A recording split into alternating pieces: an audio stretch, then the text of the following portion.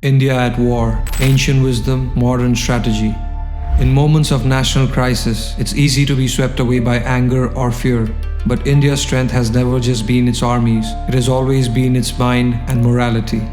Today, as India faces one of the most serious military escalation with Pakistan in recent memory, the question isn't just how we fight.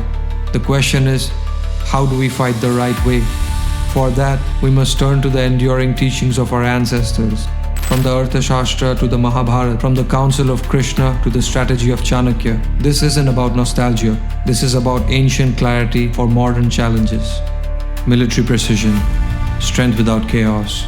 Ancient Indian texts like the Arthashastra advise kings to be strategic, not emotional in war. Kaushalya, the author said, "The best kind of war is the one where you win with the least destruction." India is already following that principle. Instead of launching a full-scale war, India carried out Operation Sindoor, a targeted military strike against specific terror bases across the border. Here's what that means.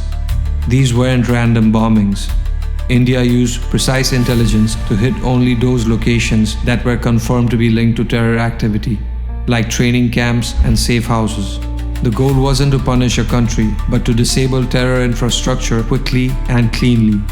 This approach avoids hurting innocent civilians and keeps the situation from turning into an all-out war. It's a perfect example of modern military professionalism combined with ancient Indian wisdom. Act firm, but with focus, not fury. India isn't reacting emotionally. It's choosing a measured, intelligent response that protects national security while avoiding unnecessary destruction.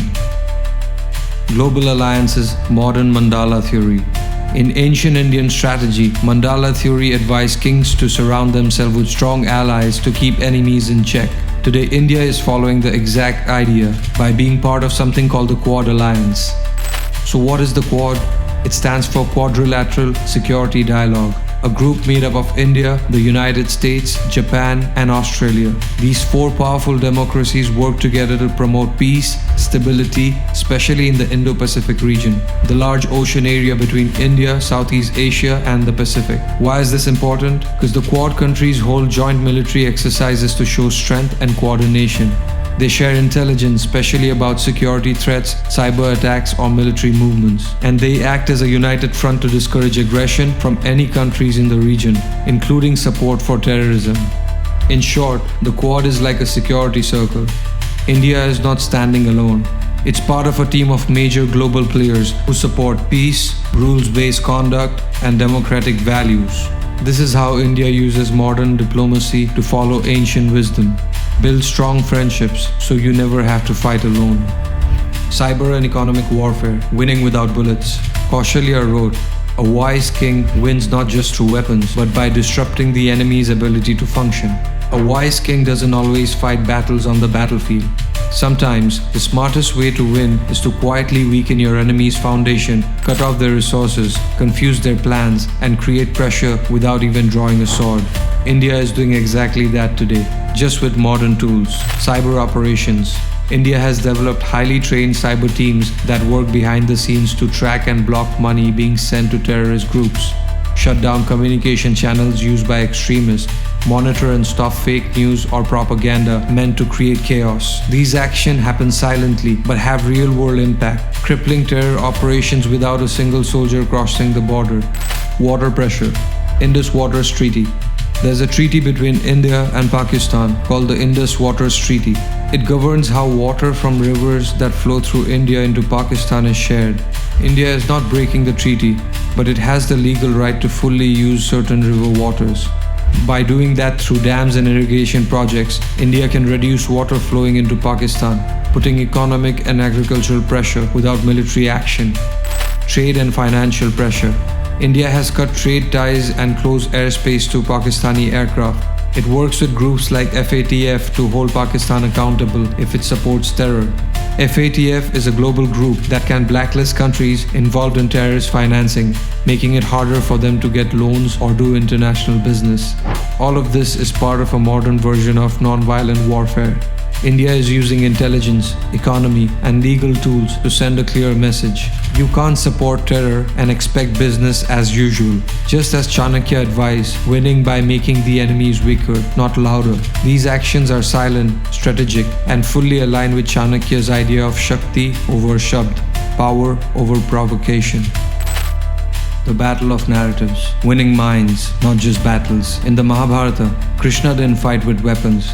He guided the story, influenced perception, and made sure the truth reached the right people at the right time. Today, India must do the same.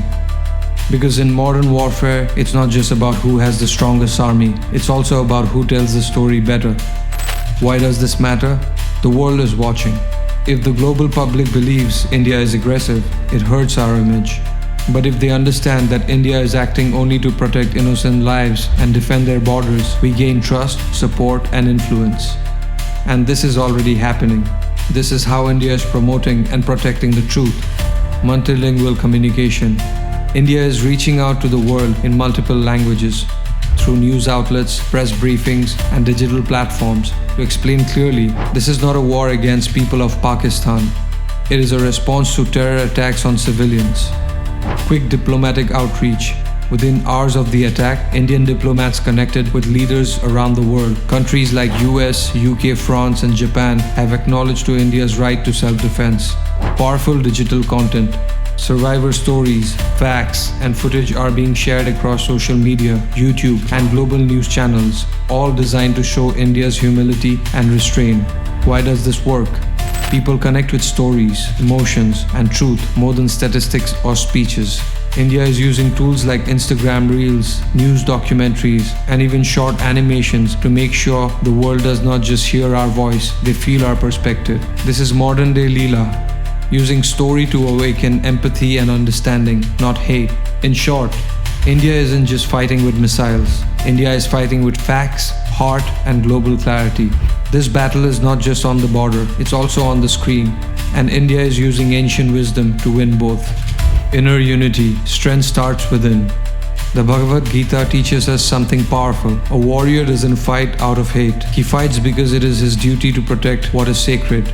Right now, India's biggest challenge is not just on the borders, it's also inside the nation.